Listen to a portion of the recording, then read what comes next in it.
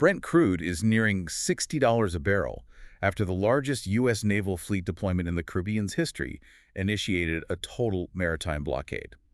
This is Neuropulse. Let's dive in. Today, December 17th, 2025, really marks the moment coercion returned as the primary language of global relations. It feels like a structural shift. Something fundamental has changed. It has. We're tracking it across three domains. First, the move from, indirect sanctions to direct military force. Our power is back. It is. Second, the use of targeted brain trust elimination. And third, a big geopolitical pivot to what's being called functional value over shared ideology. A world where strength dictates the order. Exactly. Okay, so let's unpack that first point, this return to hard power. We have to start in the Western Hemisphere with this unprecedented military move in the Caribbean. Right. Operation Southern Spear. President Trump's order for a total and complete blockade of Venezuelan oil tankers. This isn't just sanctions. This is kinetic. It's a calculated escalation, and what's crucial here is the legal framing they've used. Because a naval blockade is, well, it's an act of war, historically. It is. So the administration found a very sharp workaround. They've designated the Maduro-linked Cartel de los Soles as a foreign terrorist organization, an FTO. So explain that for us. Who is this cartel, and how does that FTO label suddenly allow for military action against, well, a state? The Cartel de los Soles isn't a typical cartel. It's a network of high-ranking Venezuelan military and government officials. So embedded within the state itself. Deeply. And by labeling them an FTO, the U.S. is essentially arguing that the Venezuelan state apparatus is a terrorist entity, and that allows them to deploy military force under counterterrorism law. It completely sidesteps the rules of engagement for sovereign nations. So it transforms a blockade from an act of war into a law enforcement action. Precisely. And that sets a truly dangerous precedent. That reframing is key. But the goal is still geopolitical, right? Right. This isn't just about drug trafficking. Venezuela's oil is a lifeline for Beijing. Oh, absolutely. The primary audience for this blockade isn't in Caracas, it's in Beijing. It's a modern Monroe Doctrine. An aggressive one. It's a direct challenge to China's energy security. And China sees this and knows it's a test case. A test case for what? If the U.S. can do this in the Caribbean, they can create a template that could be applied somewhere like, say, the Taiwan Strait. So Beijing is watching Operation Southern Spear to understand the new rules of the game. The new kinetic rules, yes. And this is where the tech comes in. This isn't just old-school destroyers. The source material calls it the Navy's hybrid fleet. This is a massive live-fire rehearsal. You have countless autonomous systems, USVs, UAVs. Clones. Surface and air drones, yes. They're creating a vast, constant surveillance mesh network over thousands of square miles. It's a test of distributed autonomous warfare. A capability you'd absolutely need in the Asia-Pacific. Paramount. And of course, the market reacted instantly. Physical risk is back in the supply chain. Brent crude jumped 1.5% right up to that $60 mark. And it's not just speculative. That spike is pricing in real structural instability. And you see the corresponding flight to safety.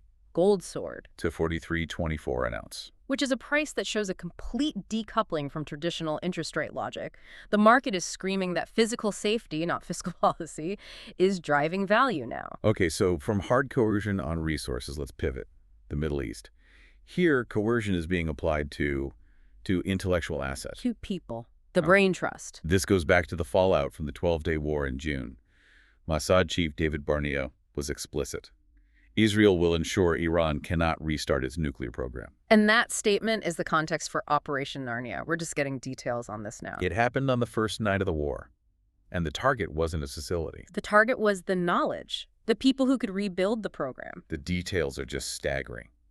The near-simultaneous assassination of 9 of Iran's top 10 nuclear scientists. Across 9 different locations. At the same time, this wasn't a warning shot. This was a surgical decapitation of their entire intellectual core.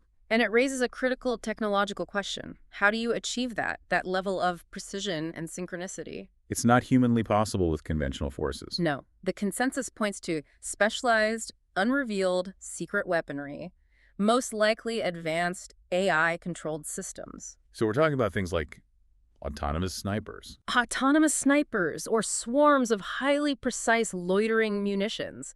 Things that can bypass traditional physical security. Walls and guards don't matter anymore. They're obsolete. These systems can target biometric signatures and strike multiple targets instantly. The hardest thing for Iran to replace isn't the hardware, it's the 30 years of human knowledge that just vanished. So deterrence has shifted. It's not don't cross this line. It's preemptive incapacitation of human capital. Exactly. And Iran can't respond in kind, not militarily. Their response will be asymmetric. Cyber attack. Massive, sophisticated cyber attacks, targeting Israeli communities abroad, and, crucially, more destabilization in the Strait of Hormuz. They'll generate chaos. Let's bring this back to U.S. strategy. The new National Security Strategy, the NSS 2025.